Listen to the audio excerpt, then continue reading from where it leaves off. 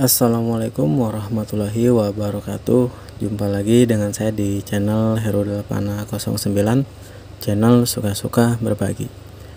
Oke teman-teman, di video kali ini saya ingin berbagi tentang cerita teman saya yang bertemu waktu saya menjalani hukum pidana di salah satu LP di daerah Cirebon gitu. Kalau ketemu awalnya sih waktu sama-sama masih di Polres Cibinong kan. Nah, jadi sewaktu saya masuk, dia udah terlebih dulu masuk duluan karena kasus yang cukup ya dibilang apa ya, sangat mungkin teman-teman pernah dengar yang namanya mutilasi. Nah, dia tuh kasusnya mutilasi, jadi kasusnya waktu itu benar-benar santer gitu, benar-benar menjadi sorotan untuk publik kan. Itu pada tahun 2007 di daerah Bogor kan. Jadi ketemu sama saya di Polres Cibinong. Nah, saya pun mendengar kasus dia seperti itu ya agak-agak ngeri juga gitu kan. Nah, dan tanpa disangka saya sama Denny menjalani proses sidang bareng dan sampai dipindahkan ke salah satu LP di kota Cirebon pun bareng sama dia. Nah, setelah di Cirebon dia masuk ke blok D, dan disitu saya sering ketemu dan saya ini penasaran gitu kan. Maksudnya penasaran tuh motif dia sampai bisa melakukan hal kayak begitu tuh apa gitu, dan cara dia tuh seperti apa, prosesnya kayak gimana. Saya tanya itu semua dia, dan dia pun mau bercerita sama saya awal mulanya, asalnya kayak gimana. Tonton terus videonya ya, mudah-mudahan di balik kejadian ini di teman saya alami itu ya bisa bermanfaat untuk diambil pelajaran ya, buang yang negatifnya, ambil yang baiknya. Oke, buat teman-teman yang belum subscribe silahkan subscribe dulu, dan yang udah subscribe saya ucapkan terima kasih banyak. Dan gak usah banyak basa-basi lagi, kita mulai awal ceritanya.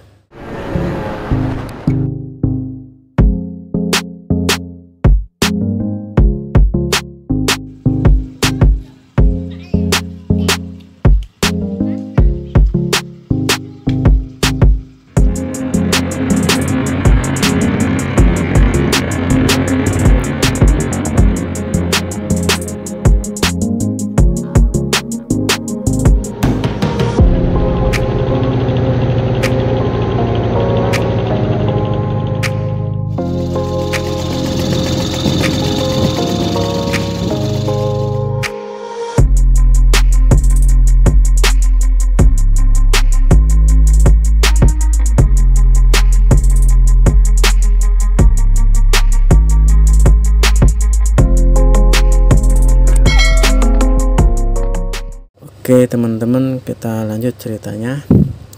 Jadi kita panggil aja Bang R ya. Bang R ini asalnya dari Medan, dan dia mencoba mengadu nasib dengan merantau ke kota Jakarta. Di Jakarta dia kerja di salah satu disebutnya project ya, tapi di bagian apa saya kurang paham. Dia kerja cuma mendapat 2 bulan.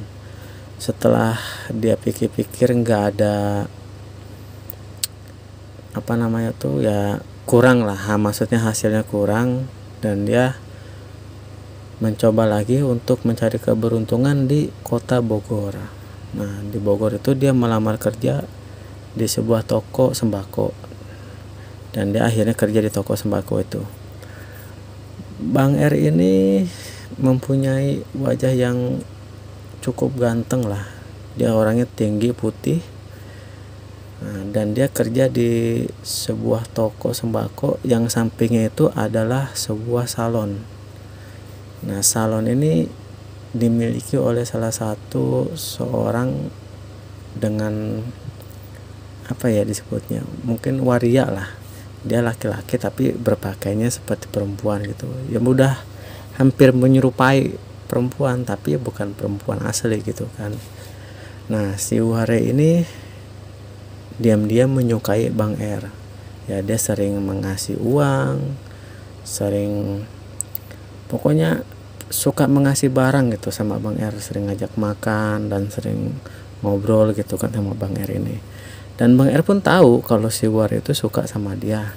Nah, karena jadi sama Bang R ini di apa namanya tuh, dimanfaatkan gitu. Dia sebenarnya nggak suka sama Waria, cuman karena keadaan dan niat dia tuh hanya untuk memanfaatkan si Waria itu aja gitu.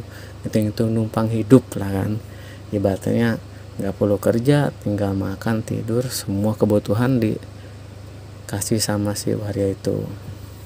Nah akhirnya si Bang R ini sama si Waria ini menjalani hubungan lah, dia udah tinggal serumah gitu kan. Tapi kan aslinya Bang R ini dia tuh tetap menyukai seorang wanita. Nah di saat waktu itu dia tidak sengaja ketemu seorang perempuan di salah satu pasar lah kan di kota Bogor itu, dan dia suka gitu, ibaratnya kalau bahasa cintanya tuh suka pandangan pertama gitu kan. Nah jadi si Bang Irin berkenalan dengan wanita itu dan wanita itu pun merespon, berkenalan ya, sering hubungan gitu kan. Dan akhirnya si Bang Irin ini merasa yakin kalau dia tuh benar-benar suka dan mau serius sama si gadis itu. Dan akhirnya si Bang Irin ini menjalani juga hubungan sama gadis ini tanpa sepengetahuan si Waria, jadi diam-diam gitu kan. Nah akhirnya setelah hubungan berapa lama, si Bang Irin ini akhirnya memutuskan untuk menikahi si gadis tersebut. Jadi si Bang ini menikah lah. Nah, di sini saya kurang nggak tanya dulu, nggak ngerti apa masalah nikah siri atau nikah gimana, nggak tahu. Yang jelas kalau Bang R itu cerita sama saya dia menikah. Nah setelah menikah ya mungkin apa ya, entah ada yang membocorkan atau gimana, si Ware ini mengetahui tentang hubungan si Bang R ini dengan gadis itu. Ada yang memberitahu Waria kalau Bang R ini sudah menikah dengan seorang gadis di kampung ini gitu kan. Nah akhirnya si Bang R ini ditegur sama si Waria gitu untuk menanyakan benar apa enggak gitu berita yang didengar sama si Waria itu. Awalnya sih Bang R tidak mengaku gitu kan, tidak mengakui, dan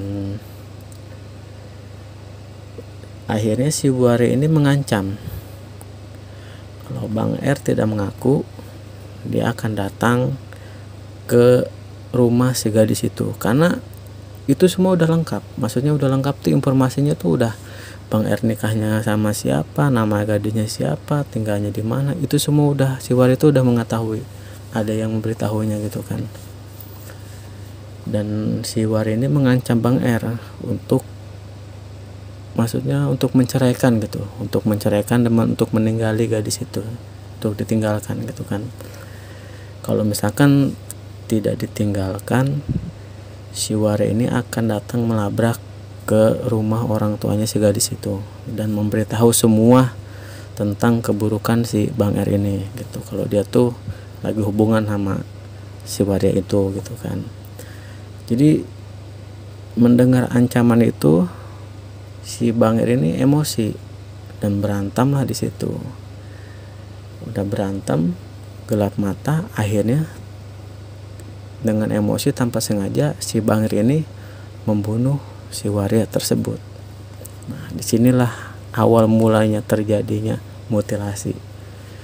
Jadi ya saya penasaran juga gitu kan, kok Bang R ini bisa gitu ya, akibatnya gini kan, kayak kalau kayak kita misalkan pas lagi kurban motong hewan gitu, kambing apa segala macam kan, disembelihnya kayak gimana, dililitin kulitnya terus dipotong-potong. Nah jadi saya kebayangan tuh kayak gitu. Kalau kambing kan masih enak dilihatnya kan, oh ya dah ini kaki kambing, ini kepala kambing. Tapi kalau manusia, buset, apa nggak kebayang gitu kan. Oke, kita lanjut nih. Jadi saya tanya sama Bang R kan, waktu Bang R membunuh si Waria itu tanpa sengaja, emosi gelap mata, dan si Waria ini tewas di tangan dia. Si Bang R ini apa ya namanya, panik lah, disebutnya panik kan, panik, bingung, karena kan dia tinggal di, disebutnya apa, lingkungan tuh disebutnya agak lumayan padat lah, padat penduduk gitu. Jadi dia mau menyembunyikan mayatnya tuh di mana gitu, mau dibuang kemana, mau dikubur, otomatis namanya tempatnya padat, kiri kanan belakang depan itu rumah kayak gang itu mungkin kan. Jadi ada kepikiran dia untuk memutilasinya. Jadi rencana dia tuh dia akan memutilasi, memotong-motong menjadi kecil, dan dia akan buang sedikit-sedikit gitu, nggak langsung gitu, dia buang sedikit-sedikit. Jadi dia mutilasi di kamar mandi sendiri, dia potong-potong, pokoknya dibikin berapa bagian. Kalau nggak salah dulu saya dengar ceritanya 7 atau 8 gitulah, 8 kantong atau berapa saya lupa lagi. Nah itu dia buangnya satu hari satu kantong, secara terpisah gitu tempatnya. Nanti malam ini dia keluar, dia buang di daerah mana gitu, tapi masih sekitaran kota Bogor juga gitu, cuman lokasinya berbeda-beda. Setelah dia membuang semuanya, ya mungkin merasa dia udah aman gitu kan, dan dia pulang ke rumah istrinya, dan dia meminta izin untuk pulang ke kampung halamannya di Medan.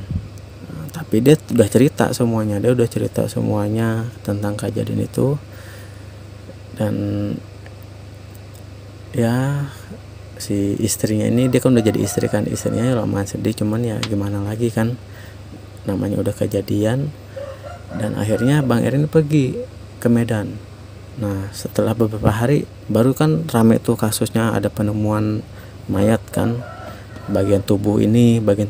Nah setelah diselidiki ya ketahuan juga kalau ada korban gini-gini, inisialnya ini yang ditemukan oleh dan menuju ke si Waria ini gitu. Nah setelah diperiksa ternyata rumahnya kosong, dan celakanya di situ KTP Bang R ketinggalan. Jadi ada KTP Bang R di rumahnya si Waria itu. Nah otomatis polisi kan mencurigai gitu, cuman diselidiki ya ketahuan semua gitu kan, maksudnya ketahuan, didatangi tempat istrinya Bang R. Terus kalau Bang R udah pulang ke Medan, cuman Medannya di mana kan nggak tahu juga, karena kan KTP-nya itu bukan KTP asli bukan KTP asli Medan gitu, alamat yang di Medan, tapi KTP ibaratnya KTP tembak lah. Di Bogor itu dia bikin KTP tapi nembak gitu, karena kan merantau kan. Nah setelah beberapa hari, nah inilah mungkin polisi ini memakai orang pintar juga, nggak tahu gimana ya, ini kan cerita Bang R. Jadi waktu dia dalam pelarian itu dia mikirin keinget terus sama istrinya gitu. Dia rasanya tuh pengen pulang ke Bogor gitu, pengen ketemu istrinya gitu, pokoknya kayak pokoknya pengen ketemu lah. Nah akhirnya dia pulang ke Bogor gitu, dan polisi sudah menunggu di bandara. Terus dia pulang naik pesawat kan, di Jakarta turun, udah ditunggu sama polisi. Nah disitulah ketangkapnya dia. Gitu ya. Kan saya sempat tanya juga sama dia kan, apa ada rasa takut gimana, dia bilang nggak ada, namanya orang lagi kesetanan kayak gitu ya nggak ada rasa takut gitu. Yang ada, yang dia takutin tuh cuman satu, takut ketahuan sama orang. Nah mungkin kalau misalkan waktu dia lagi memutilasi, apalagi memutilasi waria itu, kalau misalkan ada orang intip atau ada orang yang tahu, mungkin orang itu pun akan dibunuh juga sama dia, karena panik gitu, takut ketahuan sama orang.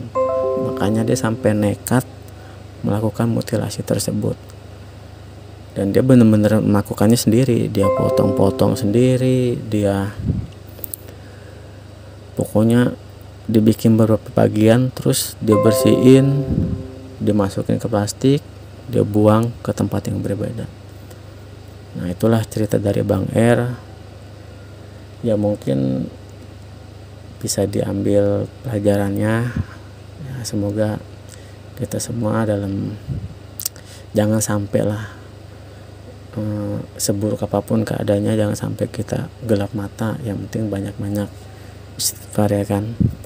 Nah, semoga kisah yang saya ceritakan ini dari Bang R ini menjadi pembelajaran hidup aja. Dan saya akhiri videonya. Assalamualaikum warahmatullahi wabarakatuh. Buat teman-teman yang udah nonton video ini, saya ucapkan terima kasih banyak. Dan mudah-mudahan nanti di lain kesempatan saya akan cerita dengan judul yang lain, dengan kisah yang lain. Kan banyak tuh kisah dari teman-teman saya waktu di dalam kan. Ya ingin berbagi, semoga bermanfaat untuk teman-teman, bisa diambil yang baiknya aja. Jadi saya akhiri. Assalamualaikum warahmatullahi wabarakatuh.